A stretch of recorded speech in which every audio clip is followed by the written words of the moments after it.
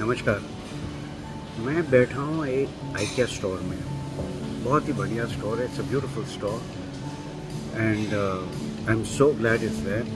मेरे लिए तो it's like going on a holiday. अलग अलग चीज़ देखने को मिलते हैं, अलग अलग डिज़ाइंस जो होम्स में होते हैं वो देखने के लिए मिलते हैं। They have their own little cafeteria. आप आराम से बैठ के कॉफ़ी या चाय पी सकते हो, जैसे मैं अब कर रहा हूँ। But the point here is कि जो कॉन्सेप्ट है आइकिया का, it's very nice, good inexpensive deco for the house. आप सब कुछ ले सकते हो, बाथरूम के लिए, किचन के लिए, सब के लिए। So it's a very nice and it's like an outing. Families आते हैं, बच्चे आते हैं।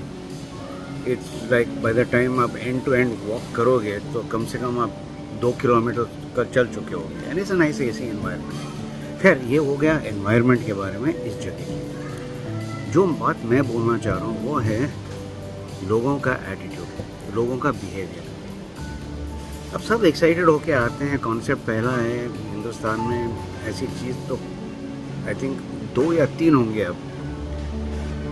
More than 1 lakh plus square feet, 3 level, बढ़िया सा पार्किंग, सब कुछ अच्छा है। लोग बड़े फ्रेंडली हैं, स्टाफ फ्रेंडली हैं, हेल्पफुल हैं, सब कुछ है। लेकिन जो गेस्ट आते हैं, जो लोग आते हैं, और ख़ास करके वो लोग जो बच्चों को लेकर आते हैं, ऐसा लगता है कि पिंजरे में बंद हुए जो जानवर हैं ना, उनको खुला छोड़ दिया। और ये बच्चे चिल्लाते हैं, भागते हैं। बिस्तर जो डेमो बेड्स होते हैं मैट्रेसेस के साथ, बेडशीट्स के, उस पे जाके कूदते हैं। सोफ़ा पे जाके कूदते हैं। लेकिन रोकने वाला कोई नहीं है। माँ बाप देखते हैं, हंसते हैं और फिर फोटोग्राफ्स ले रहे हैं। अब मुझे एक चीज़ समझ में नहीं आता, इनको इतना भी समझ नहीं है, शायद समझ नहीं है, लेकिन कोई बताने वाला भी नहीं है, या बताना चाहते हैं लेकिन डरते हैं, क्योंकि people know the attitude of people. या वे बोलेंगे क्या किया, बच्चे तो हैं वगैरह वगैरह। अरे बच्चे हैं, शैतान भी तो है ना। या आप उनको एक ब्रांड दे रहे हो कि मेरे बच्चे शैतान हैं।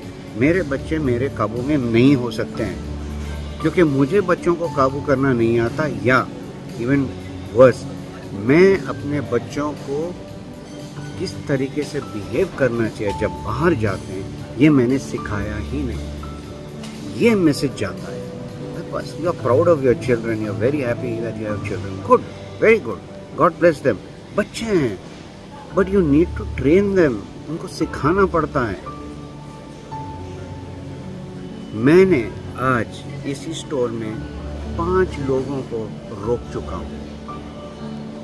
बच्चे दौड़ते हुए आते हैं और छलांग मारते हैं बेड के ऊपर, मैट्रेस को चेक करने के लिए कि उसका स्प्रिंग कितना अच्छा है। माँ इतनी खुश होती है कि उठा के फोटोज ले रही है। मैं जाके भड़का नहीं, लेकिन मैं बोला कर क्या रहे हो, आपका मकान नहीं है ये। दूसरे लोग आते हैं, देखते हैं, वो चेक करते हैं। बच्चे के पैर गंदे हैं, चप्पल हैं, जूते हैं, क्या कर रहे हो आप लोग।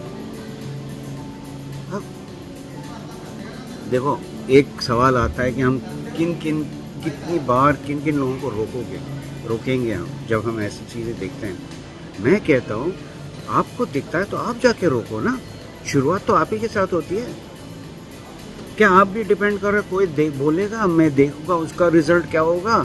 अगर वो रिजल्ट अच्छा है तो मैं भी निकल पड़ूंगा महात्मा गांधी की तरह। अरे Mahatma Gandhi led, he was a role model.